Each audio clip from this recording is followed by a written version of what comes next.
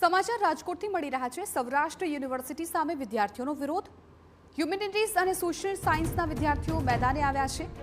PhD બાબતે અન્યાય થયો હોવાની વિદ્યાર્થીઓની રાવ। વિદ્યાર્થીઓના થીસીસને મૂલ્યાંકન માટે મોકલવાની પ્રક્રિયા બાકી। ભવનમાં ડીન નહીં હોવાથી 4 મહિનાથી પ્રક્રિયા ટલ્લે ચઢ્યાની છે રાવ। 6 મહિનામાં વાયવા ન લેવાયા તો વિદ્યાર્થીઓનું રજીસ્ટ્રેશન થઈ શકે છે રદ। યુનિવર્સિટી રાજકીય અખાડો બની હોવાનો કોંગ્રેસનો આક્ષેપ। કોંગ્રેસ નેતા સાથે વિદ્યાર્થીઓએ યુનિવર્સિટીમાં કરી રજૂઆત। તો આ બાબતે યુનિવર્સિટીના કુલપતિએ ઉકેલ લાવવાની વાત કરી છે, તેમજ ડીનની નિમણૂક જલ્દી થાય તેવી પણ વાત કરી। ઓકે, સોશિયલ સાયન્સ આપણે કરેલી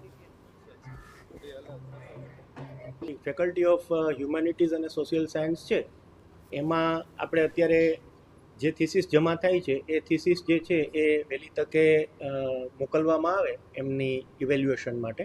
આ પ્રકારની રજૂઆત આવી છે।